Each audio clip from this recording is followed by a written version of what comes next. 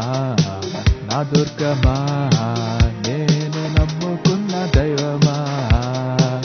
నా కేడమా నా దుర్గమా, నేను నమ్ముకున్న దైవమా. నీవే నివాస స్థలము, నీవే ఆశ్రయపురము, నీవే నివాస స్థలము, నీవే ఆశ్రయపురము. నా కేడమా నా దుర్గమా, నేను నమ్ముకున్న దైవమా. నా కేడమా నా దుర్గమా, నేను నమ్ముకున్న దైవమా. రాత్రిలో కలుగు భయమైనను, పగలు ఎగురు బాణమైనను. రాత్రిలో కలుగు భయమైనను, పగలు ఎగురు బాణమైనను. నన్నే మాత్రము కదిలించవు, నాకే విధమైన హాని చేయవు. నన్నే మాత్రము కదిలించవు, నాకే విధమైన హాని చేయవు. నీవే నివాస స్థలము, నీవే ఆశ్రయపురము, నీవే నివాస స్థలము, నీవే ఆశ్రయపురము. కేడమా నా దుర్గమా, నేను నమ్ముకున్న దైవమా. నా కేడమా నా దుర్గమా, నేను నమ్ముకున్న దైవమా. తుతుల చేతులపై ఎత్తుకొందురు, పాదాలు రాయి పైన పడనీయరు. తుతలు చేతులపై ఎత్తుకొందురు, పాదాలు రాయి పైన పడనీయరు. దీర్ఘాయువుతో దీవింతువు, నీ రక్షణను చూపింతువు. దీర్ఘాయువుతో దీవింతువు, నీ రక్షణను చూపింతువు. నీవే నివాస స్థలము, నీవే ఆశ్రయపురము, నీవే నివాస స్థలము, నీవే ఆశ్రయపురము.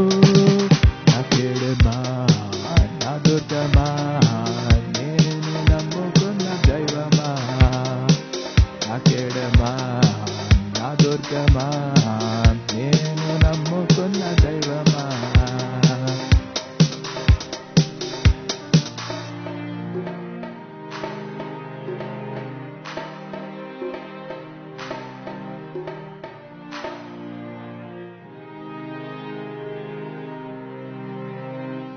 పరిశుద్ధాత్మ రోము మాతో ఉండండి. ఇది నా పరిచర్య కోసం అంగీకరించండి.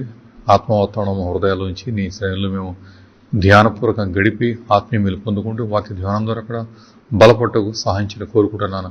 ఇది ఆశీస్సులు సంఘంలో అందరికీ ఉంచండి. ఎందరైతే వాక్యం వింటున్నారో వారు కూడా విని రక్షించబడి బలపరచబడుతూ కూడా నీ సేవలో పాల్గొనండి. నీ రాజ్యం కోసం ఆయత్తబడి కృప విస్తరించాలని కోరుకుంటూ మహిమ పొందమని క్రీస్తునామాను ప్రార్థిస్తున్నాను తండ్రి. ఆమేన్ ఆమేన్. ఉదయకాలం మరోసారి మీ అందరికీ వందనాలు చెల్లిస్తున్నాను. ప్రభువు అనుగ్రహించిన చక్కని అవకాశము. వారంతో మనం ఆయా పనుల్లో తిరుగుతున్నప్పుడు ప్రభువుని ఎంతో కాపాడుకుంటూ వస్తూ ఉన్నారు. భయంకరమైన తెగులు చేత ప్రపంచం అంతా కూడా గడగడ వణుగుతూ ఉంది. కానీ ప్రభువారు మాత్రం మనని ఎంతగానో భద్రం చేసుకుంటూ ఉన్నారు. కనుక ఈ వారం అంతా మనం తోడు చేసి మేలు బట్టి హృదయపూర్వకమైన స్థితి చెల్లిస్తే కూడా మరొకసారి రాబోతున్న వారం కోసం మనం ఆయన పరిశుద్ధ హస్తాలకు అప్పగించుకుందాం. ఆయన రెక్కల మాట సురక్షితమైన స్థానం నీకు నాకు ఉంది. ప్రభువు మనకు ఆయుష్ ఇచ్చి ఆరోగ్యాన్నిచ్చి తన మహిమ కోసం నిలబెట్టుకుని బలంగా నడిపించుకోవడం గాక. ఈరోజు వాక్య ధ్యానం కోసం మనం మత్తయి సువార్త 18వ అధ్యాయం 21 వాక్యం తీసుకుంటున్నాము. మత్తయి సువార్త 18వ అధ్యాయం 21వ వాక్యము. ఆ సమయమున పేతురు ఆయన వద్దకు వచ్చి, ప్రభువా, నా సహోదరుడు నా ఎడల తప్పిదం చేసిన ఎడల ఎన్ని మార్లు అతన్ని క్షమించవలను? 7 మార్లు మట్టుగా అని అడిగాను. అపోస్తలుడైన పేతురికి అనేక సార్లు సందేహాలు వస్తూ ఉండేవి. అవన్నీ కూడా ప్రభువు వద్దకు వచ్చి వాటిని నివృత్తి కలిగేసుకుంటూ ఉండేవాడు. సందేహాలు రావడం అనేది సహజమే. అయితే వాటిని తప్పకుండా మనం నివృత్తి కలిగేసుకోవాలి. అందుకు అనుకూలమైన స్థలం ప్రభు పాదాలు మాత్రమే.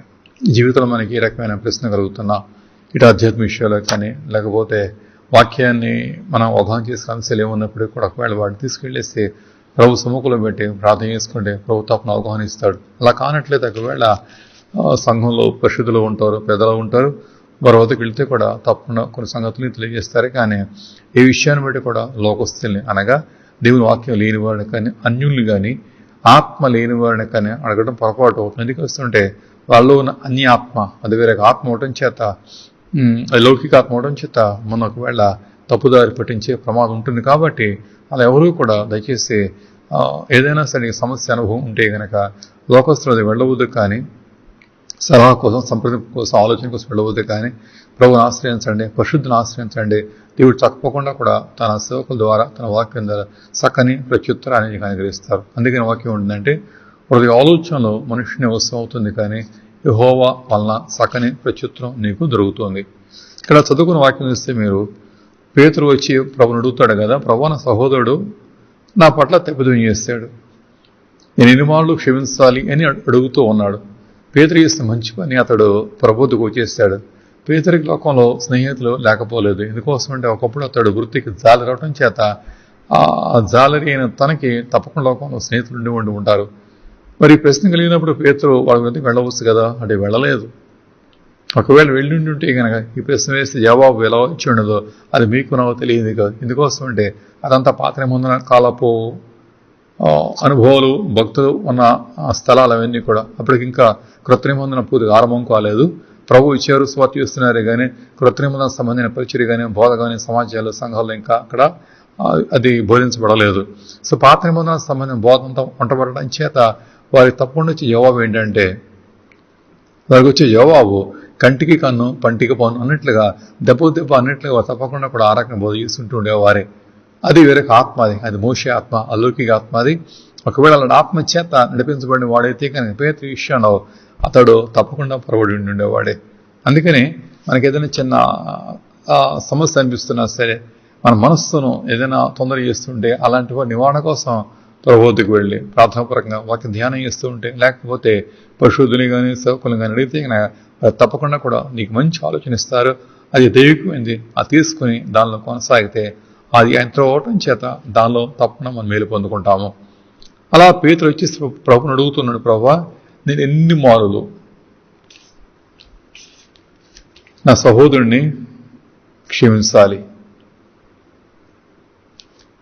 అని చెప్పేసి అడుగుతున్నాడు.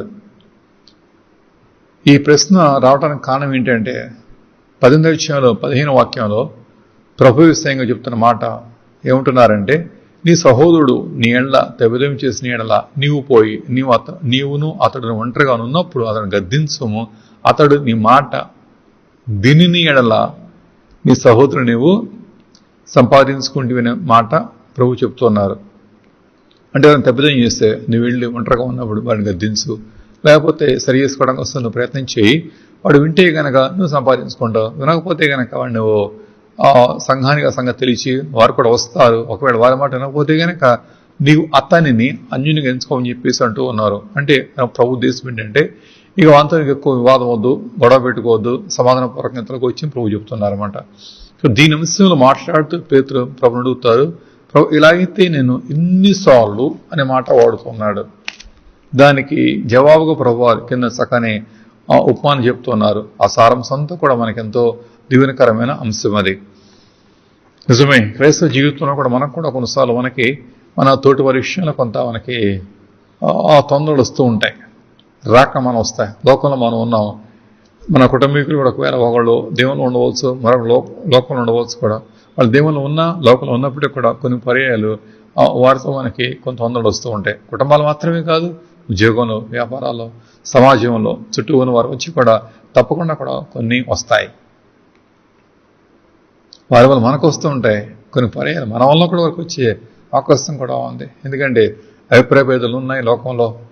తర్వాత మనిషి యొక్క జీవిత విధానాలు వేరుగా ఉండడం చేత ఏదో కారణం చేత అలాంటి వస్తుంటే తద్వారా అవన్నీ కూడా ఒకంత అసమాధానానికి, అసౌకర్యానికి గురి చేయటం చేత మనసులో తెలియకుండా ఆయాసాలు తలెత్తేసి అవన్నీ పెరిగి పెద్ద కొన్నిసార్లు క్షమించుకోలేనంతగా దారితీసే ప్రమాదం ఉంటుంది. మాట తేడా వల్ల వచ్చే స్పర్ధలు కొన్ని అయితే క్రియాపూర్వకం వచ్చి కొన్ని ఉంటూ ఉంటాయి. అంటే ఎవరో నీకు అన్యాయం చేస్తారు, ఎవరో కీడు తలపెడతారు, ఎవరో నీ పేరు చెడదని ప్రచురణ చేస్తారు. అలా రకరకాల కారణాల చేత కూడా కొత్తలు వస్తూ ఉంటాయి. ఇలా వాటి వచ్చి మనం నడుస్తూ ఉన్నప్పుడు ఎలా ఉండాలో కూడా ప్రభువారు ఈ రోజున ఈ చిన్న కథ ద్వారా కూడా మనకి చూపిస్తున్నారు.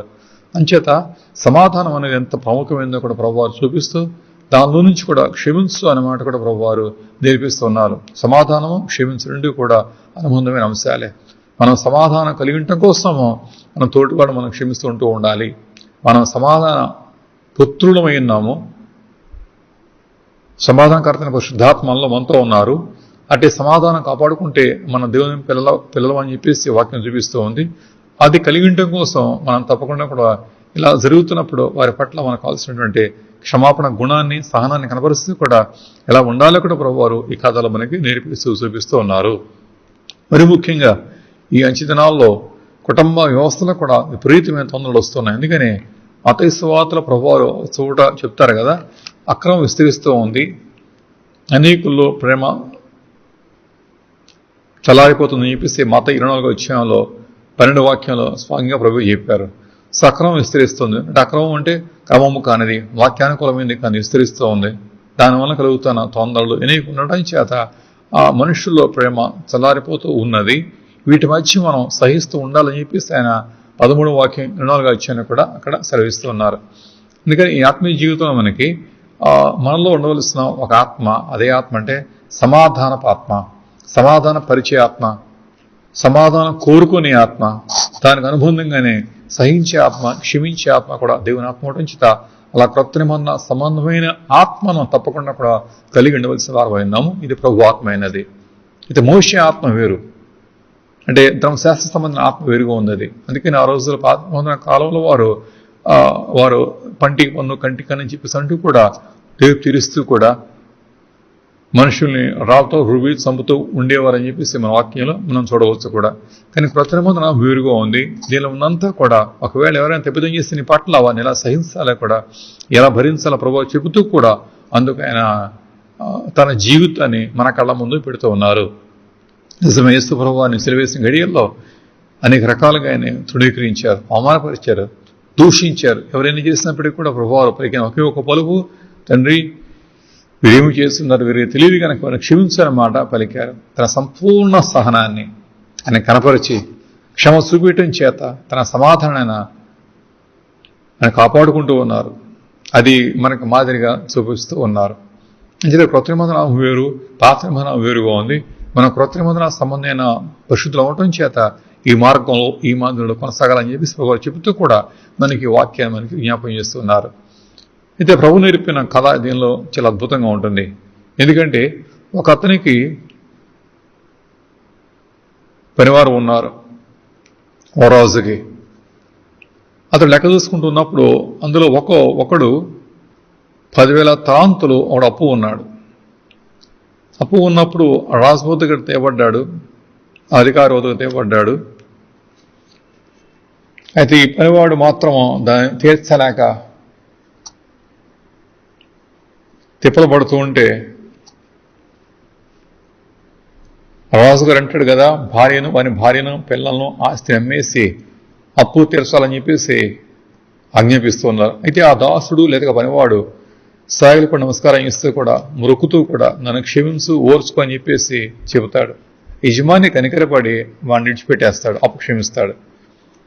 అయితే వీడు బయటికి వెళ్ళిన తర్వాత వీడికి మరెవడో అప్పు ఉన్నాడు. అది కూడా చాలా కొద్ది మొత్తం మాత్రమే, చాలా కొద్ది మొత్తం మాత్రమే. రాజుకు తన అప్పు పడింది విస్తారంగా ఉంది. ఈ వీడు తన కింద ఉన్నవాడే తనకు అప్పు వచ్చింది కొంతవరకు, కొంచెం మాత్రమే. అతడు బయటికి వెళ్ళేసి, రాజు చేత క్షమించబడినప్పుడు బయటికి వెళ్ళేసి అతనిని గట్టిగా పట్టుకొని గొంతు పుచ్చుకొని నా అప్పు నాకు చెల్లించని చెప్పి గట్టిగా వ్యవహరిస్తూ ఉన్నాడు. అలా క్షమించబడిన విస్తారంగా క్షమించబడ్డాడు.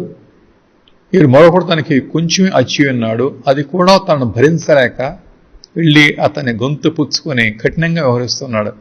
ఇది చూసిన రాజు పిలిచి వాడు అంటాడు కదా 32వ వాక్యంలో, చెడ్డదాస్తుడా, నువ్వు నన్ను వేడుకుంటివి, నిన్ను క్షమించేశాను, నీవు కూడా ఆ ప్రకారమే చెయ్యాలి కదా అని చెప్పేసి మాట్లాడుతున్నారు. అంటే ఎంత నన్ను క్షమించాను అది జ్ఞాపకం చేసుకుని, విస్తారమైన నీ అప్పు క్షమించినట్టుగానే నువ్వు కూడా వెళ్ళేసి ఆ కొద్ది మొత్తాన్ని నువ్వు క్షమించవచ్చు కదా అని చెప్పేసి అక్కడ మాట్లాడుతున్నారు. నిజమే, మన పరమతండ్రి మన ప్రభువారు విస్తారమైన దోషాలను ప్రభు క్షమించేశారు. జన్మతః పాపం, క్రియలోని పాపం, నోటి మాట, కంటిసూపు, హృదయాలోచన, ప్రవర్తనలో సంభాషణలో కంశంలో ఉన్నప్పుడు ప్రభువారు అవన్నీ మనం ఆయన వద్దకు వెళ్ళి పశ్చాత్తాపడి ఒప్పుకున్నప్పుడు ఆయన క్షమించి శుద్ధి చేసి ఏపటికాప్పుడు మన పరిశుద్ధ పరిస్థితి కూడా మనం స్వీకరిస్తున్నారు. అలా జరుగుతున్న మన జీవితంలో ఒకవేళ తోటివాడు ఎవడైనా ఒకవేళ ఒక మాట అంటే ఒక క్రియ జరిగిస్తే మనకు వ్యతిరేకమైంది, దాంతో ఎలా వ్యవహరించాలో కూడా ఇక్కడ నేర్పిస్తున్నారు. నేను నీకు ఎలా చేశానో, నేను ఎలా కరుణించానో అలా నీవు కూడా వానిని కరుణించవలసి ఉండేది కదా అని చెప్పేసి మాట్లాడుతున్నాను. సో ఎలా నువ్వు క్షమించబడ్డావో, ఎలా కనికరించబడ్డావో తిరిగి అదే మొత్తంలో, అదే పందాలో, అదే కొలత ప్రకారంగా నువ్వు కూడా తప్పకుండా కూడా ఎతోటి వాడిని క్షమిస్తూ ఉండాలి అని చెప్పేసి ప్రభు నేర్పిస్తున్నారు. ఒకవేళ అలా కానట్లయితే కనుక ఏం జరుగుతుందంటే యజమానుడట తన పనివారిని కోప్పడి తనకు వచ్చి ఉన్నంతా కూడా చెల్లించేవారు కూడా బాధపరచు వారికి వారిని అప్పగిస్తూ ఉన్నాడు. మంచిది, దాసుడు తన కింద పనివారిని క్షమించకపోవటం చేత చివరికి ఆ రాజు చేత చెరపట్టబడి వాడే శ్రమానుభూలకి అతడు పంపించబడినట్టుగా వాక్యం చూపిస్తూ ఉంది. ఈ కథ అంతట్లో ప్రభు నేర్పేది అదే, సమాధానపు ఆత్మను మనం ఎప్పుడు కూడా మనం కలిగి ఉండవలసిన వారం విన్నాము. ఎంత పొందుకున్నామో దేవుల్లో అది జ్ఞాపకం చేసుకుంటూ మన తోటివారి విషయంలో కూడా మనము అంటే సమాధానపు ఆత్మను ఎన్నడూ కోల్పోకుండా కలిగి ఉంటూ కూడా వారి పట్ల కూడా అదే క్షమాపణ, అదే సహనాన్ని చూపించవలసిన వారంగా మనకి వాక్యం నేర్పిస్తోంది. అందుకని ఈ విషయంలో ప్రభు చూపించేది ఒక చక్కని మాదిరి తన శిలువ శ్రమానుభవం. మత్తయి సువార్తలో 5వ అధ్యాయంలో ఆరంభ అధ్యాయంలో ప్రభు నేర్పిన కొండ మీద ప్రసంగంలో నేర్పించక అంశము 5వ అధ్యాయంలో 9వ వాక్యం ఏమంటున్నారంటే, సమాధాన పరచు వారు ధన్యులు, వారు దేవుని కుమారులు అనబడుదురు. సమాధానపు ఆత్మ వారమైతే గనక మన దేవుని పిల్లలుగా పిలువబడతాం. అంటే దేవుని పిల్లలు ఎవరు అని అంటానికి ఒక సాక్ష్యం ఏంటంటే, ఆయన పిల్లలు ఎవరంటే వారు ఆయన నమ్మినవారు మాత్రమే కాదు, ఎవరైతే సమాధానపు ఆత్మ కలిగి ఉంటారో, సమాధానం పరుచుకుంటూ ఉంటారో వారు దేవుని పిల్లలంట. అంటే సమాధానపు ఆత్మ గల వారు దేవుని యొక్క ప్రతి రూపాలు లేక ప్రతి బింబాలు అని చెప్పేసి వాక్యం చూపిస్తూ ఉంది. అంచేత దేవుని పిల్లలకు నా నిర్దిష్టమైన సాక్ష్యం ఏంటంటే వాళ్ళకి ఆత్మ ఉంది చూసారా, ఆత్మ సమాధానపు ఆత్మ. అది they don't fight or quarrel or struggle. వారు ఏమాత్రం కాదు, వారు పోరాడరు, తొందరపడరు, తొందరపరుచుకోరు కూడా. తమలో తాము కొంత ఒకవేళ నలుగుతున్నా విరుగుతున్నా సహిస్తూ భరిస్తే కూడా తోటబడిన లెంచుకుంటూ ఉండేవారు అవటం చేత వారు తన పిల్లలుగా దేవుడే స్వయంగా సాక్ష్యం పలుకుతూ ఉన్నాడు.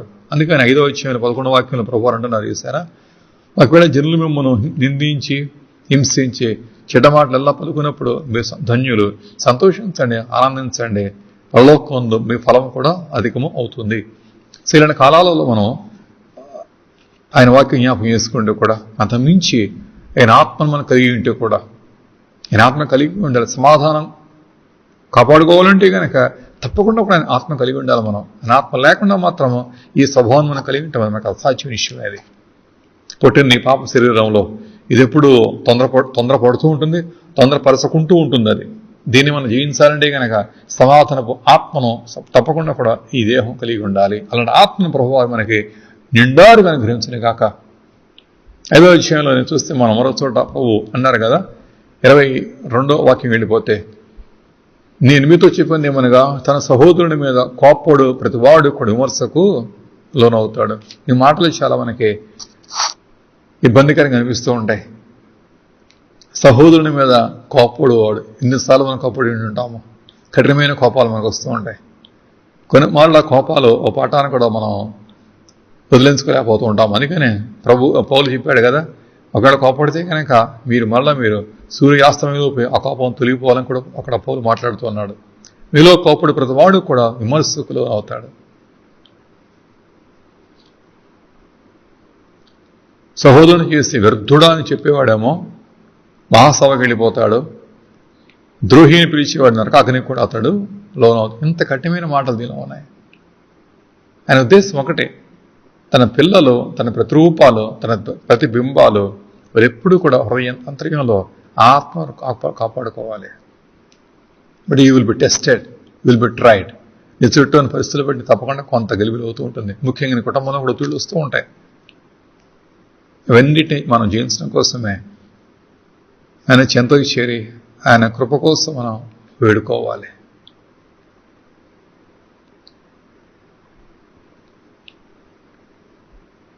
ఇరవై 23వ వాక్యం చూస్తే మనం, కావున నీ బలిపీఠము తర్పణం అర్పిస్తుండగా లేక నీ గదిలో ప్రార్థన చేస్తూ ఉండగా నీవు నీ మీద నీ సహోదరునికి విరోధం మేమైనను కలదని నీ జ్ఞాపకం వస్తే అక్కడ బలిపీఠం ఎదుటనే నీ అర్పణ విడిచిపెట్టేసి మొదట వెళ్ళి నీ సహోదరునితో నీవు సమాధాన పడము.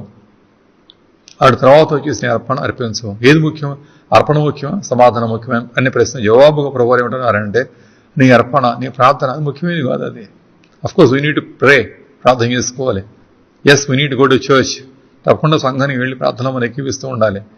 బట్ మోర్ దెన్ దట్, దానికన్నా ముఖ్యమైన ఏమంటున్నాడంటే, నీ సహోదరునితో, నీ రక్త సంబంధీకునితో, నీ తోటి వారితో, నీ కుటుంబంతో, నీ తోటి ఉద్యోగస్తులతో, వెరెవర్ యు ఆర్, ఎక్కడ ఉన్నావో అక్కడ నీ తోటి వారితో నువ్వు సమాధానం కలిగి ఉండటం కోసం ట్రై యువర్ బెస్ట్, ప్రయత్నం చేయాలను.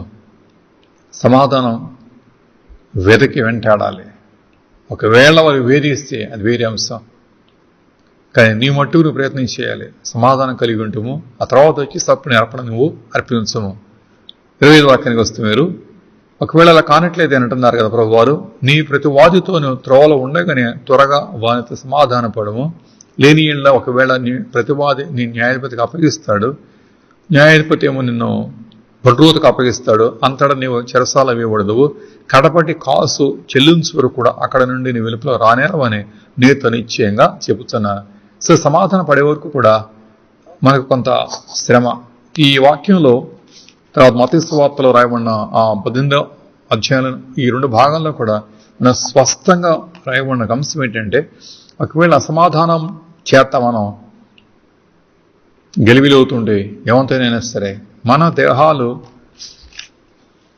శ్రమలోకి వెళ్ళిపోతాయి. చెరసాల్లో వేయకూడదు, శరానుభూతికి వెళ్ళిపోతావు. 5వ అధ్యాయము 25వ వాక్యం, 18వ అధ్యాయం 34వ వాక్యంలో బాధపరచువారు 2 మాటలు ఉన్నాయి. చెరలో వేయబడతావు, బాధపరచు వారికి, రెండింటికి కూడా దేవుడట ఇది హాని అప్పగిస్తున్నాడు. అంటే అనవసరంగా అసమాధానం చేత నీకు నీవే నష్టం కలిగించుకుంటున్నావు. కొన్నిసార్లు మన శారీరక శ్రమకు కారణము ఇది. అఫ్కోర్స్ అనేక కారణాలు ఉండవచ్చు, మరో కారణం మాత్రం ప్రభువారు ఏమంటున్నారంటే, నీ శారీరక శ్రమకు, నీ రుగ్మతకు ఒక కారణము అసమాధానం కావచ్చు. ఒకవేళ అది కూడా మనం పరిశీలన చేసుకోవాలి. దేవుని పిల్లలుగా మనం మనుగడ సాగిటంగా వస్తాం భూమి మీద. ఆయన ఆత్మ తప్పకుండా మనకు కావాలి. ఆ ఆత్మ ఎప్పుడూ కూడా తన సమాధానం మనలో హృదయాల్లో ఉబుగుతున్న ఓట వలె ఉంచుతారు. అది కలిగిన వారమేండి ఆయన సాక్ష్యాన్ని మనం భూమి మీద వెజలతో కూడా లోకంలో కొనసాగవలసి ఉంటుంది. మార్క్సు వార్త 11వ అధ్యాయం 25వ వాక్యం 26వ వాక్యంలో ప్రభు ఉంటున్నారంటే,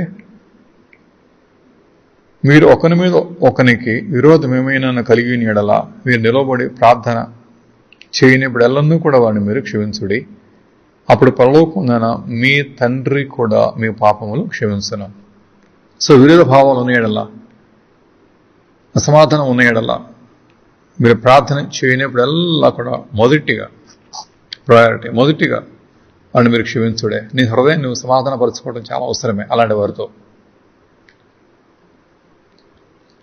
లేని ఎడలా నీ ప్రార్థనకు తప్పకుండా అది అభ్యంతరం అవుతుంది. అది సో అసమాధానం అనేది మన ప్రార్థనకు ఖచ్చితంగా అభ్యంతరం అవుతుంది. అది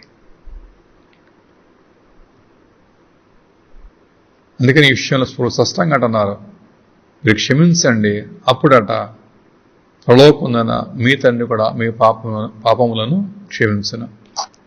లూకాసు 6వ అధ్యాయంలో 36, 37 వాక్యం చూస్తే, లూకాసు వార్త 6వ అధ్యాయం 36, 37, కాబట్టి మీరు మీ తండ్రి కనికరం గలవారై ఉన్నట్లు మీరును కనికరం గలవారై ఉండండి. దెన్ తీర్పు తీర్చకుడి, అప్పుడు మిమ్మల్ని గురించి కూడా తీర్పు తీర్చబడదు. నేరం మోపకుడి, మీవే నేరం మోపబడదు. క్షమించుడి, అప్పుడు మీరు కూడా క్షమించబడుదురు అని చెప్పేసి ఆయన ప్రాక్టికల్గా కొన్ని ఇష్యూస్ మనతో మాట్లాడుతున్నారు. సో మనం నిత్యం కూడా ఈ జీవితంలో ఈ సత్యాన్ని జ్ఞాపకం చేసుకుంటూ కూడా మనం ఉన్న ప్రస్తుత సమాజంలో మనం ఎంతో సహనంతో, ఓర్పుతోనూ, తర్వాత ఇలాంటి ప్రార్థనాపూర్వకమైన ఆత్మతో కూడా మనం ముందు కొనసాగడానికి తప్పకుండా ప్రయత్నం చేయాలి. అడుగడుగు మనకి ఇబ్బందులు వస్తూ ఉంటాయి, అడుగడుగు మనకి కొన్ని తొందరలు కలుగుతూ ఉంటాయి. యెషయా గ్రంథం 6వ వచనం యెషయా అంటాడు, చూసారా, ప్రభువా నేను అపవిత్రమైన పెదవులు గలవాడను, అదే సమయంలో అపవిత్రమైన పెదవులు గల మనుషుల మధ్య ఉన్నానని చెప్పి అంటూ ఉన్నాడు. సో అలాంటి సమాజంలో మనం ఉన్నాము, వారు అపవిత్రులే. దానివల్ల మనం మాత్రం అపవిత్రపరచుకోకూడదు. మన పేదాలను ఎప్పుడూ కూడా పవిత్రంగా ఉంచుకుంటూ ఉండాలి. దూషించకూడే, తిరస్కరించకూడే, తృణీకరించకూడే, అపహాస్య మాటలు మాట్లాడకూడే. ఎవరెలా ప్రవర్తించినా సరే నీ హృదయాన్ని ఎప్పుడూ నెమ్మదిగా ఉంచుకుంటూ కూడా నీ పేదాలు పవిత్రంగా కాపాడుకుంటే దేవుడు తప్పకుండా నీ పేదాలను కూడా తన మహిమ కోసం, తన సాక్ష్యం కోసం ఆయన వాడుకుంటాడు. యెషయా పేదలు అపవిత్రంగా ఉన్నాయి అని చెప్పి తాను పశ్చాత్తపడి సరి చేసుకుంటున్నాడు. ప్రభు పేదాలు శుభ్రం చేయడం చేత, శుద్ధి చేయడం చేత యెషయాను మళ్ళా ప్రభు వారు అభిషేకించి బలమైన ప్రవక్తగా, సేవకునిగా వాడుకుంటే కూడా ప్రభు ఇచ్చిన వాక్ విస్తారంగా ఇచ్చేసి ఆ లేఖన భాగాలు మన కోసం రాసి మరి వాటిని ప్రభు అనుగ్రహిస్తూ ఉన్నారు. అంచేత ఆత్మీయ జీవితంలో మనకి ఇవన్నీ విలువైన సత్యాలు. ఎవరైనా ఒకవేళ ఎవరన్నా చేసిన, ఎవరైనా నీ విషయాలు తప్పిదం చేసిన మనం వారి విషయంలో సంపూర్ణమైన క్షమను చూపించవలసిన వారమైన 2 కొరింథీ పత్రిక 2వ అధ్యాయంలో పౌలు దీని మరొక మెట్టు ముందుకు తీసుకెళ్తే ఉన్నాడంటే 2వ అధ్యాయం 11వ వాక్యంలో, నేనేమైనా క్షమించి ఉంటే సాతాను మనలను మోసపరచకున్నట్లుగా, నేను క్షమించి ఉంటే గనక సాతాను మనల్ని మోసపరచకున్నట్లుగా మీ నిమిత్తమై క్రీస్తు సముఖమునందు క్షమించానని చెప్పి అంటున్నాడు. సాతాను తంత్రంలో మనం ఎరగని వారం కాము. ఎవరైనా క్షమించాము అంటే కనుక మనం అదేదో ఉత్తమాటగా కాదు, కానీ ప్రభు సముఖానికి వెళ్ళి ప్రార్థనాపూర్వకంగా ప్రభు సముఖానికి వెళ్ళి ప్రభా నిజంగా క్షమిస్తున్న ప్రభు అని చెప్పేసి మన హృదయాన్ని దేవుని ఎదుట దాన్ని సమాధానపరచుకోవడం చాలా ముఖ్యమైనది. అలా కానట్లేదు అంటున్నాడు, చూసారా, సాతాను తంత్రాలను ఎరగని వారం కామని చెప్పి అంటున్నాడు. ఒకవేళ ప్రభు సముఖం వెళ్ళకపోతే కనుక ఆయన దగ్గరికి వెళ్ళేసి మనం పరిశీలన చేసుకుంటే కూడా హృదయపూర్వకంగా చేయనట్లయితే కనుక ఒకవేళ మనం మోసపరచబడే ప్రభావం కూడా ఉంటుంది. మభి పెట్టుకోవద్దు, మనపూర్వకంగా దాన్ని సరి చేసుకుంటే కనుక తప్పకుండా కూడా ఆత్మ జీవితాల మేలు పొందుకోవడానికి ఎంతో దీవెనకరమైన వాక్యం అనేది చూపిస్తూ ఉంది. రాజు అయిన దావీదు గొప్ప అభిషేక్తుడు. అతడు జీవితంలో సౌలు చేత అనేక ఏళ్ల పాటు తరవబడతాడు. సుమారు 16 ఏట మొదలుకొని 30 ఏట వరకు కూడా దాదాపు 13-14 ఏళ్ల పాటు సౌలు తను తరుగుతూ ఉంటాడు. ఇంతకాలం పాటు సౌలు తరుగుతున్నా సరే ఏనాడు కూడా రాజు దావీదు అవకాశం కలిగినా సరే సాహసించి ఒకరోజైనా సరే సౌలుని అతడు చంపటానికి ఏమాత్రం ప్రయత్నం చేయలేదు. ముఖ్యంగా 2 పర్యాయాలు చాలా స్పష్టంగా సౌలు దావీదుగా దొరుకుతాడు. చంపడానికి అవకాశం కలుగుతుంది కానీ బట్ దెన్ దావీదు మాత్రం తను నిగ్రహించుకొని నియంత్రించుకొని తోటివారు తన్ని రెచ్చగొడుతున్నా సరే ఏమాత్రం కూడా దావీదు తప్పిదం చేయకుండా కాపాడుకుని, ఎందుకోసం అంటే తను అంటాడు కదా, యెహోవా చేత అభిషేకించబడిన వాడిని చంపి నేను నిర్దోషి ఎలా కావాలంటాడు. తన జీవితంలో ఎంత తనవడినా సరే శ్రేష్టమైన మాట పలుకుతున్నాడు. ఒక్క మాట కూడా పలకకుండా తను కాపాడుకోవడం చేత దేవుడు సౌలుని పక్క తప్పించి వేసేసాడు. యుద్ధానికి వెళ్ళి సౌలు చనిపోతాడు. కానీ దావీదు మాత్రం అద్భుతంగా అభిషేకించబడిన వాడే రాజుగా, దేవుని ప్రియ దాసునిగా అనేక గంటల పాటు చక్కగా పరిపాలన చేసుకుంటాడు. దావీదు జీవితంలో అసమాధానం కొంత తెచ్చుకోలేదు, కానీ సౌలు మీద మాత్రం కూడా తన పాత్రమందన భక్తుడు అయినప్పటికీ కూడా సమాధానం కాపాడుకుంటూ కూడా ఉండటం చేత తన మీద అభిషేకం ఇంకా నిలిచి ఉంది. ఒకవేళ దావీదు హృదయంలో కనుక సౌలు పట్ల పులిపిండి తల ఎత్తి ఉంటుంటే, ద్వేషం, కలహం తల ఎత్తి ఉంటుంటే కనుక తప్పకుండా తన అభిషేకానికి అదొక గొప్ప ఆటంకం అయి ఉండేది. పులిపిండి కొంచెం అయినా సరే మొత్తంతా పులి చేసినట్టుగానే అవి జీవితంలో ఒక అసమాధానపు తలంపు తలెత్తినా సరే లేక చర్య చేపట్టినా సరే తన ఆత్మ జీవితానికి తన అభిషేకంతో నష్టం కలిగించే అంశంగా మారిపోయి ఉండేది. అది అందుకే ఆత్మీయ జీవితాన్ని మనం చూసుకోవడం కోసం ప్రభావాలు పెట్టిన ఈ కథాభాగం ధ్యానం చేస్తూ కూడా నేర్చుకునే అంశము మనం నిత్యం కూడా ఒత్తిడి గురవుతుంటాం మనం. గెలివెలిగిన ప్రపంచం అది, ఎన్నో జరుగుతూ ఉంటాయి ఇంటా బయట కూడా. వాటి మధ్య మనం నిగ్రహించుకుంటే కూడా మనం సమాధానపరుచుకుంటూ కూడా తోటి వారి మీద అక్కడ ఏమాత్రం కూడా విరుద్ధమైన విషయాలు ఎత్తకుండా మాట్లాడకుండా అవన్నీ ప్రభుకు అప్పగించేసుకుంటూ ఉంటే గనక అది ప్రభు చూసుకుంటారు. అది నీ ఆత్మకు ఎంతో దీవెనికరంగా ఉంటుంది. సమాధాన పరుసు వారు ధన్యులు, వారు దేవుని కుమారులు అని చెప్పేసి వాళ్ళు పిలువబడుతున్నారు. కొన్ని పర్యాయాలు జరుగుతున్నప్పుడు హృదయాల్లో లోతైన గాయాలు కూడా అవుతూ ఉంటాయి తోటివారి చర్యల వల్ల. అలాంటి గాయాలు ప్రభువే కడతారు. ఆయన ఆత్మకు అప్పగించేసుకున్నాం. ఆ గాయాలు కట్టి ఆ గాయాలన్నీ పిండి శుభ్రం చేసి తిరిగి ఎన్నడూ కూడా వాడిని మనం తలెత్తకున్నట్లుగా ప్రభు వాడి విషయంలో కూడా ఆయన సమాధానాన్ని అక్కడ ఉంచుతారు. సంబంధాలను కాపాడుకోవడం చాలా ముఖ్యము. అంచేత ప్రభు నేర్పించే అంశం ఈ రోజున సమాధానం కలిగి ఉండాలి. ముగింపులకు వెళ్ళిపోతే మనం అసమాధానం వల్ల వచ్చే నష్టాలు, అందులో 5 అంశాలు 4 అంశాలు స్పష్టంగా ఉన్నాయి. నీ అసమాధానం వల్ల నెంబర్ 1 మొదటిగా చూస్తుంటే నీ ప్రార్థన జీవితానికి ఆటంకం అవుతుంది. అది ప్రభు నీ మొర ఆలకించుకున్నట్లుగాను ప్రార్థనకు అభ్యంతరకరంగా నిలిచి ఉండేది నీలో ఉన్న అసమాధానం. దాన్ని తప్పకుండా ఏమనుతోనో ఈ విషయాన్ని బట్టి లేకుండా దాన్ని సరి చేసుకుంటే అప్పుడు నీ ప్రార్థనలో తప్పకుండా ప్రభు సన్నిధికి చేరుకుంటాయి. సో ప్రార్థనకు అభ్యంతరం కలిగేసేది అసమాధానం ఒకటి. రెండో చూస్తూ ఉంటే అసమాధానం వల్ల నీ శరీరము కూడా ఒకవేళ శ్రమానుభవం వెళ్ళే ప్రమాదం కూడా ఉన్నది. చెడులో వేయబడతాం అన్నమాట చూసాం. మత్తయి సువార్తలో చూసాం 5వ అధ్యాయంలో 18లో చూశాడు. బాధపరచువారు అని చెప్పేసి మాట మాట్లాడుతున్నాడు. ఒకవేళ బాధపరిచేవారు అది ఏదైనా కావచ్చు, కానీ నీకు తొంత నలుగుడు సమస్య తప్పదని చెప్పేసి అక్కడ అర్థం చేసుకుంటాం. కానీ రెండోదిగా అసమాధానం వల్ల మన దేహం శ్రమ వెళ్ళిపోతుంది. మూడో చూస్తుంటే అసమాధానం వల్ల అపవాది కూడా చోటు దొరుకుతుంది. కయ్యూని హెబెలు కథ భాగం అని తెలిసిందే ఆది కాండంలో. కయ్యూని హృదయంలో హెబెలు మీద ఎందుకోనో సరైన స్థితి లేదు. అదే ప్రభు అంటారు, సత్క్రియ చేయని అలా వాకిట పాపం పొంచి ఉంటుందన్న మాట ప్రభు కయ్యూనితో చెప్పారు కదా. కయ్యూని హృదయంలో హెబెలు మీద సరైన స్థితి లేకపోవడం చేత వాకిట పాపం పొంచి ఉంది. అపవాది తను విరిపిస్తూ ఉన్నాడు. హృదయంలో ద్వేషం కలిగింది. హెబెలు తను చంపుతూ ఉన్నాడు. అసమాధానం ఉన్న చోట అపవాదికి తప్పకుండా కూడా చోటు కలుగుతుంది. వాడు చోటు ఇవ్వకుడు మీరు. నాలుగోదిగా చివరిగా చూస్తుంటే అసమాధానం వల్ల దేవుడితో సంబంధం కూడా పాడైపోతుంది. ఎందుకోసం అంటే మీరు క్షమిస్తే క్షమించబడతారని ప్రభు చెప్పారు. చూసారా? ఆ ప్రకారంగానే మనం క్షమిస్తూ ఉంటే ప్రభు మనం క్షమిస్తూ ఉంటారు. నువ్వు క్షమించబడడం చేత దేవునితో సంబంధం కూడా అది బలోపేతం అవుతూ ఉంటుంది. చివరిగా ఐదవదిగా అసమాధానం వలన అభిషేకాలు కూడా పాడైపోతాయి. వాటిని కలిగి ఉండటం కోసం నిత్యం కూడా మనలో మనము ప్రార్థన చేసుకుంటూ కూడా నిగ్రహించుకుంటూ ఈ సమాజంలో మనం నడవాలని ప్రభు చెప్పారు. ఉప్పులాగా వెలుగులాగా ఆయన పిల్లల్లాగా ఆయన ప్రతిరూపాలాగా ఉండడం కోసం ఆయన కృప పొందుకుంటూ ప్రతిరోజు కూడా అట్టి సమాధానపు ఆత్మ చేత మనం ఉన్న చోటనే ఇటు కుటుంబాల్లో కానీ వృత్తుల్లో కానీ వ్యాపారంలో కానీ ఆయన పిల్లల వలె ఆయన మహిమను లోకంలో మనం వెల్లడి చేయ బద్ధులము అయినాము. అంటే ఎన్ని మార్లు క్షమించాలి ప్రభు అని పేతురు అడిగిన మాటకు జవాబు ప్రభు చెప్పారంటే 7 మార్లు మట్టుకు కాదు పేతురు, 70 ఏళ్ల మార్లు మట్టుకు. అంటే లెక్కకు మించి నువ్వు క్షమిస్తూ ఉండాలి. పేతురు అడిగాడు 7 మార్లు అని అడుగుతాడు, లెక్క పెడతాడు. కానీ ప్రభు అన్నారు కదా, లెక్కకు మించి క్షమించనమాట ప్రభు చెబుతూ ఉన్నారు. అంటే క్షమాపణ దేనికోసం అంటే తిరిగి మళ్ళా నీ తోటి వార్తను సమాధానంగా జీవితం కోసమే. ఎన్నో మనం చేస్తూ ఉంటాం.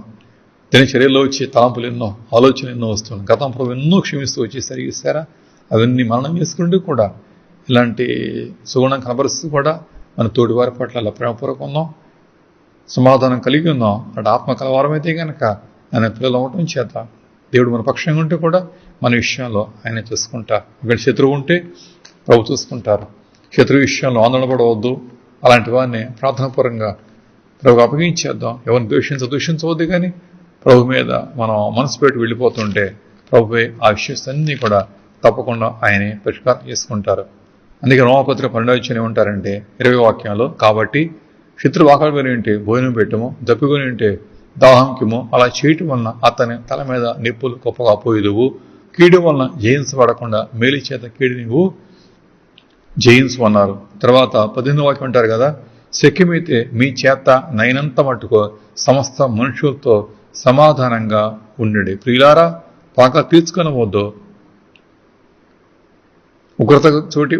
దేవుని ఉగ్రతకు మీరు చోటి ఊడి పగ తీర్చుట నా పని అని ప్రభు చెప్పుస్తున్నాడు. దాని సమాధానం ఆత్మచేత మన జీవితాన్ని దేవుని త్రోవలో నడిపించుకుందాము గాక. ఆమేన్. ప్రార్థించుకుందాం. తండ్రి, అనుగ్రహించబడిన నీ కృపలో మేము ఉన్నాం. మమ్మల్ని ఎంతో ప్రేమించారు, మమ్మల్ని ఎంతో మీరు సహించి భరించారు మా తండ్రి. నీ సహనాన్ని, ప్రేమ మమ్మల్ని ఈ రీతిగా వర్ధిల్లజేస్తోంది. అదే సహనాన్ని, అదే క్షమాగుణాన్ని కూడా మా హృదయాన్ని కలిగి ఉంటూ కూడా ఇలా జీవించాలో నీ లేఖను చూపిస్తుండగా అలాంటి సహనాన్ని, అక్షమా గుణాన్ని కూడా వ్యక్తిగతంగా నాలో మూలం ఏంటి అనుగ్రహించాలని ప్రార్థన చేస్తున్నాను.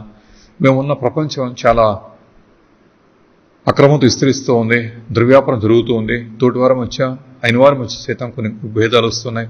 ఇవన్నింటినీ కూడా జయించే శక్తి నీ బిడ్డలమైన కావాలి కనుక ఆత్మతో నింపాలని ప్రత్యేకంగా అడుగుతున్నాను మా తండ్రి. ఎవరి హృదయాన్ని కూడా అసమాధానం తలెత్తకుండా కూడా సహాయం చేయండి. ముఖ్యంగా కుటుంబాలకు కూడా ఆత్మ కలిగించి ఐక్యత కాపాడుకుంటూ కూడా శ్రద్ధ గల వారు ఒకరిని సహిస్తూ కూడా అక్కడ వరకు కూడా నేను పిల్లల జీవించే భాగ్యం అనుగ్రహించాలని కోరుకుంటున్నాను. విభేదించి ఆత్మ తీసిపోయింది, నీ ఆత్మ శక్తి నింపి నీ సమాధానం మెండుగా గ్రహించాలని చెప్పి ప్రార్థన చేస్తున్నాను మా తండ్రి. ప్రతి మనస్సాక్షి ఇక్కడ శుద్ధి చేయబడి మంచి మనస్సాక్షికి నిర్మలంగా జీవించే భాగ్యం ఇవ్వాలని కోరుకుంటున్నాను. ప్రార్థన చేస్తున్న ప్రతి కుటుంబాన్ని ఆశీర్వించండి. ఏదైనా దీవెన మీ సంఘంలో ఉంచి మహిమ పొందాలని కోరుకుంటూ క్రీస్తు నామాన ప్రార్థన చేస్తున్నాను తండ్రి. Amen. Amen. God bless you.